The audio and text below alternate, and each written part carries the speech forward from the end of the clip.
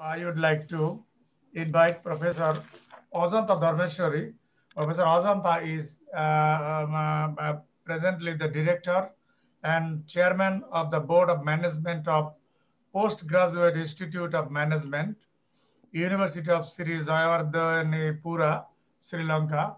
Professor Ajanta is a renowned professor of the world, and he is also one of the experts of this emotional intelligence. So now I would like to request Professor Azamta to say something on self-awareness and self-monitoring in classroom teaching. Professor Azamta. Yes. Thank you very much, Professor Nasrul Islam, for the kind invitation. And my apologies for a few minutes delay in logging in. I had a one full day of workshop on emotional intelligence. So, and the traffic and the heavy rains in Colombo City prevented me coming back and logging in on time. My apologies. But anyway, these are challenges in life, and then we are all part of the same vibrant HR community in South Asia. Why I call it HR is humanly rich community in South Asia. So let me invite you to join me when I share a few slides, and then with some PowerPoint slides with perhaps pertinent points to ponder in order to enrich our understanding about how to meaningfully use emotional intelligence in classroom teaching. And they say birds of a feather flock together. I think one commonality all of us are having is that we are engaged in teaching, sharing knowledge, and in turn learning together. So we are all partnering for learning. So let me share my screen. I hope I have, yes, I have sharing rights. Let me share some slides with you. I hope my screen is clear to you. Yes. Right. So Yes. thank you so much. So I've slightly modified my topic saying EI in classroom teaching. And I think Professor Priyadarshini did a wonderful job in taking you through the diverse aspect of empathy. So I would start from the beginning of the first two components. Before that, PIM is my second home for the past 20 years. And Price College USA is my summer home where I go there to teach international HR during summer. Chartered Management Institute and Chartered Institute of Personal Management are my professional homes. So I'm the common eye in 4 of those institutes, and where EI plays a key role when I have interactions with different people at different levels with different objectives in mind. So these are my involvements in print media, electronic media, social media, local, regional, and global arena, including Bangladesh. I have my cherished memories in addressing several international conferences in Bangladesh. And recently, I did a virtual conference addressing as well. These are the books that I've written, which emphasizing on emotional intelligence as well. And the latest is the second edition of HRM for Managers, a learning guide. And these are my consultancy engagement where EI is very much essential. And you can see Bangladesh also in this picture among 25 countries, including the latest was Fiji. Okay, so this is my US teaching. I start in a very formal attire at the beginning of summer. And when the summer hots up, I get into a pair of shorts. That's again demonstrating emotional intelligence in action, getting connected to people, empathizing with the hot weather, and then how people casually wear with regard to classrooms. Okay, so intelligence primarily means what? We got to be brilliant on basics. We got to build our discussion on fundamentals, I presume. The word intelligence comes from the Latin verb intelligere, which means to understand. We got to have a clear understanding, and it also means the ability to learn. So how can we extend this to cover emotions? And the evolution of awareness, to carefully look at it. First, the rational intelligence, where we associate IQ, and it's about the logical, mathematical, linguistic dimensions. Then came the emotional intelligence. Then the ultimate one, where the whole being is considered, is spiritual intelligence. So we are going to touch upon the middle one, the most versatile one, and perhaps the most practically relevant one to all of us, that is emotional intelligence. So the first, when the term came, people raised this question: is it a contradiction of terms? How can emotions be intelligent? How can intelligence be associated with emotions? And again, we see this issue in the world. People successfully pass the examinations, but they miserably fail in life. They pass exams, but they don't know how to succeed in life. That is the fundamental requirement, where IQ or rational intelligence is not enough. You got to have EI, emotional intelligence. This is equally applicable for teachers and students alike, for any sensible human being. So this is where Publius Cyrus said way back in 1st century BC, rule your feelings, lest your feelings rule you. This is applicable for a teacher. You got to control your feelings. Otherwise, you become a slave to your feelings. So one keyword we come across is feeling. And then, obviously, you can see different facial expressions. I hope you are not talking about me like this when I was late to log in. Any common word, obviously, that's our central theme. Emotions. I would break into two: emotion, enabling motion, something that drives and propels you to move, to do something, to engage in an action. Enabling motion becomes emotion. So far I mentioned two words: feeling and emotion. How are they connected? Are they interchangeably being used? No, there's a specific meaning to a specific word. As teachers, we need clarity in front of the student community. So I would argue these are some of the demonstrations. Angry versus hungry. So anger is something to do with your body. It is physiological. Whereas, anger to do something with your mind, that is more psychological, where hunger is something to do with your body, which is physiological. So it is both connected with your mind and with your body. It is something to do with your mental state as well as your physical state. So how do we connect? E equals F plus T. Emotion equals feeling plus associated thought. This is the simplest way of me connecting emotion and feeling. Take a simple example. You see someone coming right in front of you, and you get a feeling of little discomfort and feeling of little negativity, and your mind goes back and it reminds you that this person carried tales to your boss, and then that this person really worked against you out of jealousy, and you have the feeling and thought together, and you really get angry and wild. That is the emotion. So this is the fundamental way of looking at it. It's a mind and body connected to give an organized response. You might do that as a teacher, and the students will do that to you as your learning partners. So while not universally accepted, they appear to be 6 basic emotions: anger, fear, sadness, happiness, disgust, and surprise. If you look at these 6, it's very clear. There are more negative emotions in the world than positive emotions. Anger, negative; fear, negative; sadness, negative; happiness, positive; disgust, again negative; surprise can be neutral. So that's why the world is full of misery. World is full of suffering. Instead of joy, there's a lot of sadness because of this aspect. So we got to promote positivity. As teachers, I would prefer a teacher to be a radiator and reflector of positivity, being energetic, being positive, being enthusiastic. Otherwise, if you go in front of a student community with demotivation, frustration, and you inflict them with that negativity. So that is starting point. So this is what I really like. Antonio Damasio, a Portuguese-born American scientist who said, emotions are bioregulatory reactions. It is something to do with your brain, the chemical reactions taking place in your brain.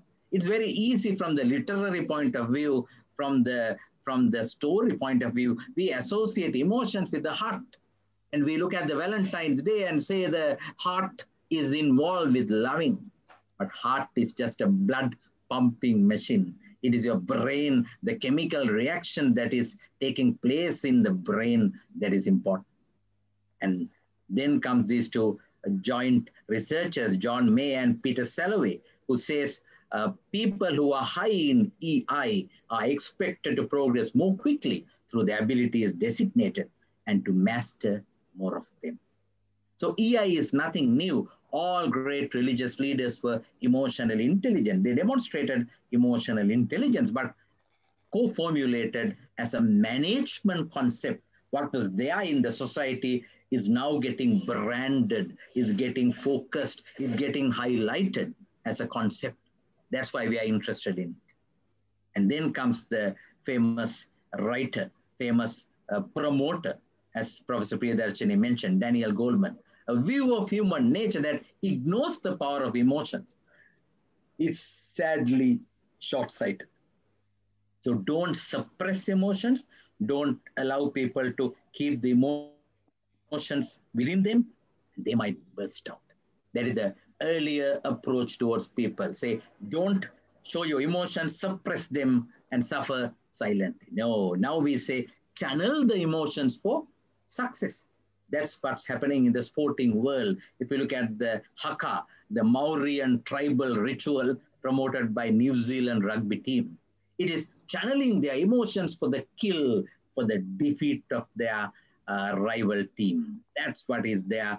Don't underestimate the power of emotions. Teachers have to keep that in the back of their mind very seriously. Emotions are important. Emotions are crucial. Emotions are significant in order to ensure lasting teaching experience. So I recall with happiness that I met Daniel Goleman. He's now old. I met him in Chicago 2 years ago, and he was asking how is Kandy in Sri Lanka. He has been traveling to South Asia a couple of times, and I have my admiration for him for his writing, immense contribution to promote the concept of emotional intelligence.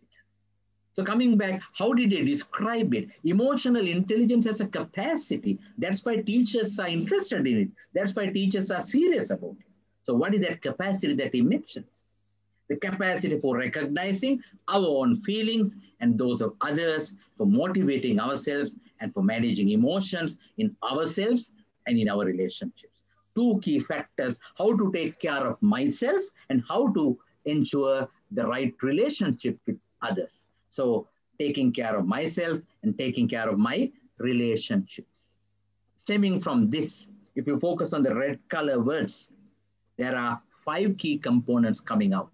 Self-awareness, being aware of yourself. In some of the religions, they talk about sati, sihiya, being conscious, mindfulness, living in the present moment. Psychologists say we carry 2 heavy bags. We don't put them aside. We carry that heavy load. One is called the past.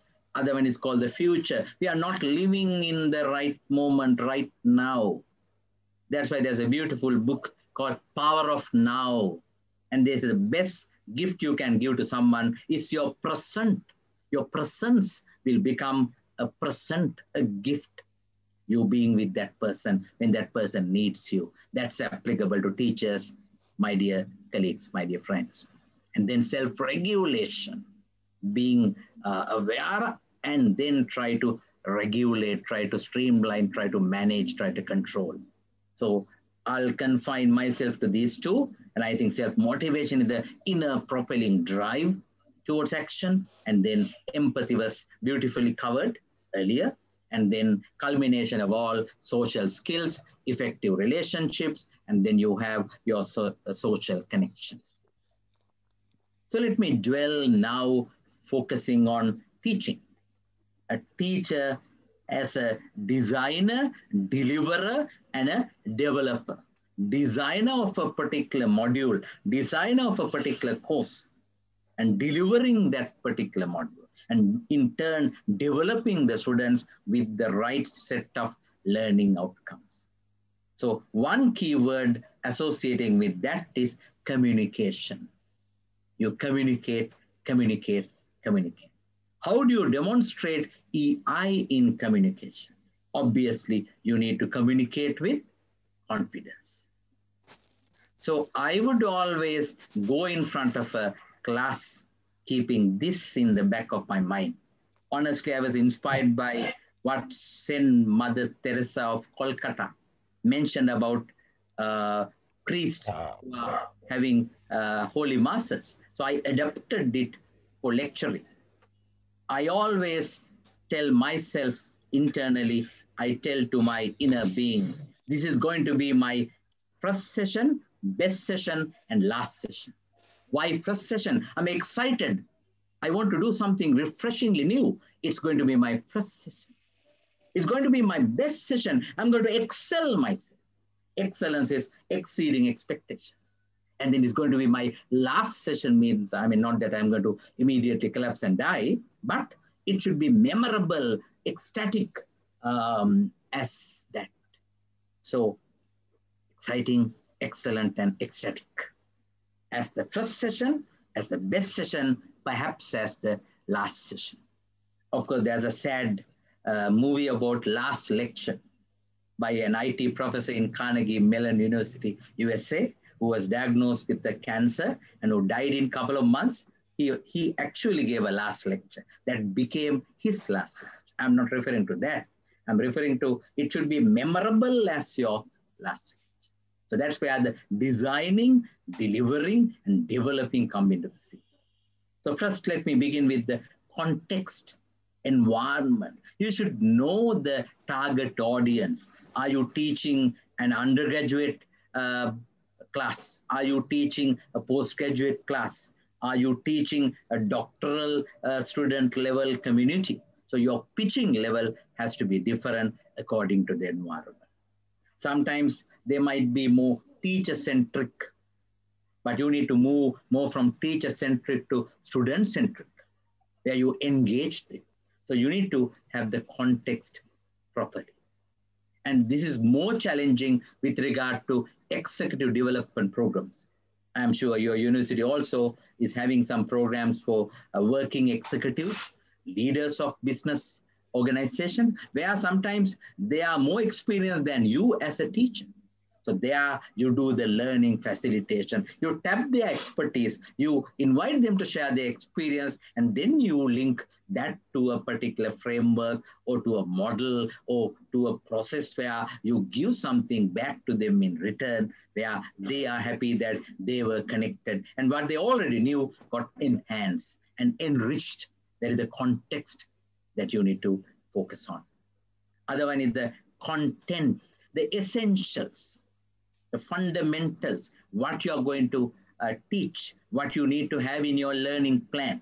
Sad to say, I'm sorry to say, I have been seeing this frustrating experience. A lot of people put up slides with tiny, tiny, tiny letters with very little fonts where no one can read a thing.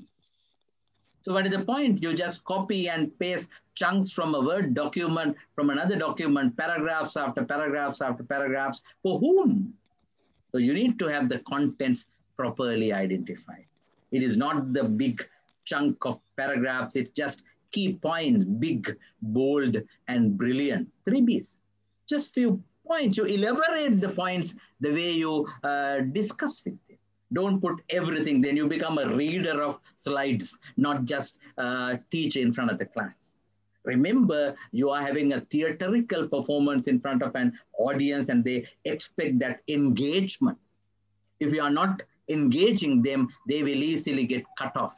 Now with the availability of mobile phones, they might easily get distracted with their SMSs, WhatsApp, Viber, and other stuff. So you need to get them engaged by way of communicating confidently. So contents should be appealing to them. should be relevant to them, should be of high quality content.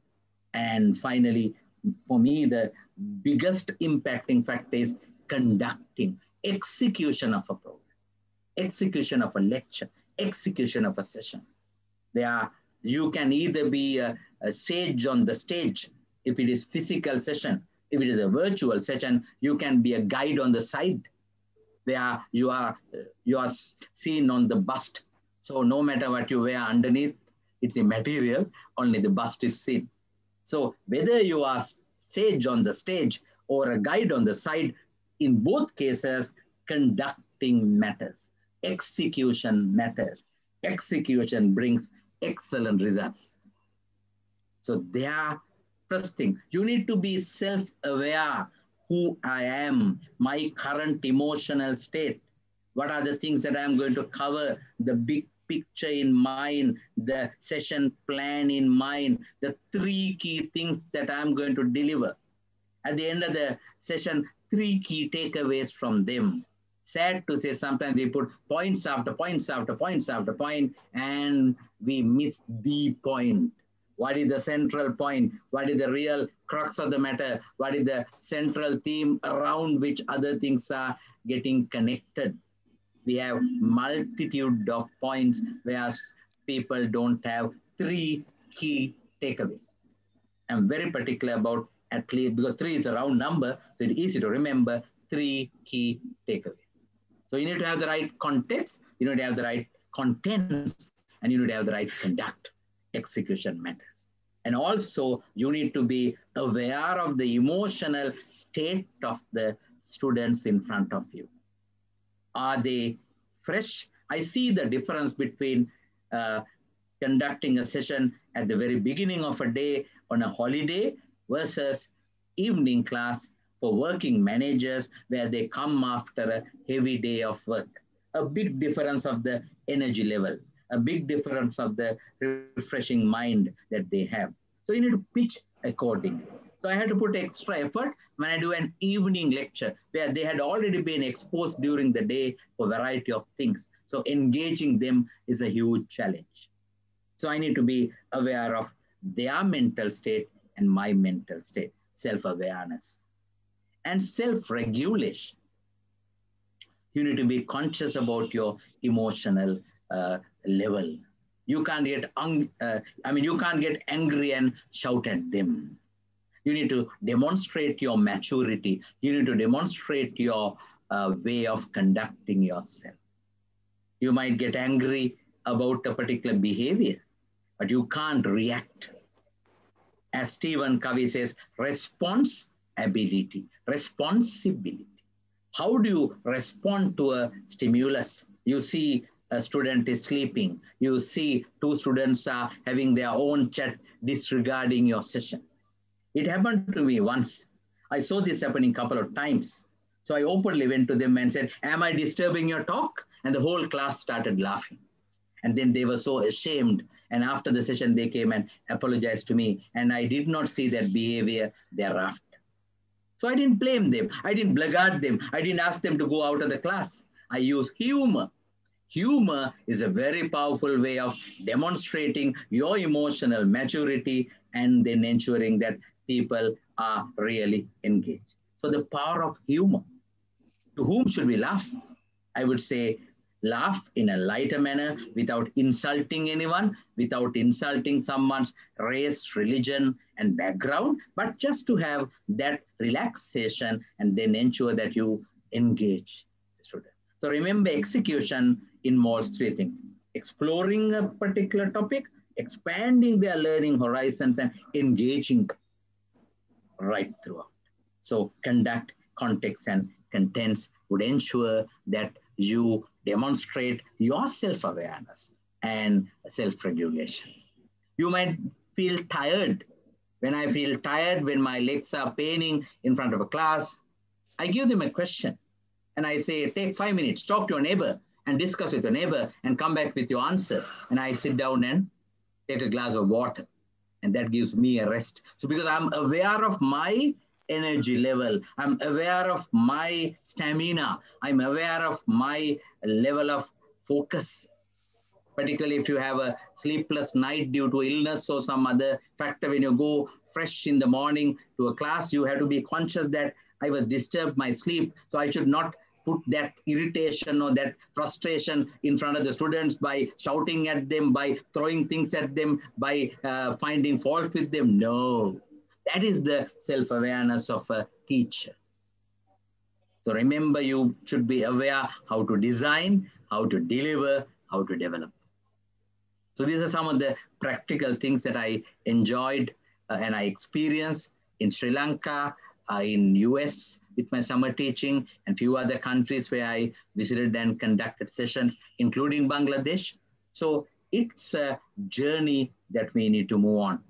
So one key aspect, you got to be mindful about your mental and emotional and physical state, being conscious, being mindful. This is, for me, the key word I would strongly emphasize. Be mindful in every step that you take as a teacher. So the problem is we are not mindful, but we are mindful, full of a lot of things. Sad to say, with the digital phones, the smart devices, our mind is full. We get text messages, what's happening in US with Donald Trump creating havoc, and we get distracted. So mind is full, we are not mindful. So shift from mindful to mindful. Mindfulness is a beautiful feature that you need to have in you, being conscious of your physical state, mental state, and emotional state. That's what I would strongly recommend. And mind you, my dear friends, you can't achieve great success overnight. It needs long-term effort. So I would say if it is to be, it's up to me. Don't blame your leaders. Don't blame the people around you. Don't blame the poor students. It's up to you. It's up to me. It's a determination to strengthen our emotional intelligence. Apart from the rational intelligence, you got to be emotionally intelligent. Leaders should be 70% higher emotionally intelligent than others. That's what the statistics reveal. So teachers should have greater demonstration of emotional intelligence. So it's a journey. May that journey be truly an enriching, engaging, and excelling one. I wish you good luck. All the very best to all of you. You can visit my website. There are plenty of articles, video clippings, and other supporting materials for you to expand your horizons. And that's all I have got for you tonight. Thank you for inviting me. I wish all the success for the remaining part of this wonderful workshop. And I think it's not too late to wish a productive, peaceful, prosperous 2021, which is full of emotional intelligence to all of you. Thank you.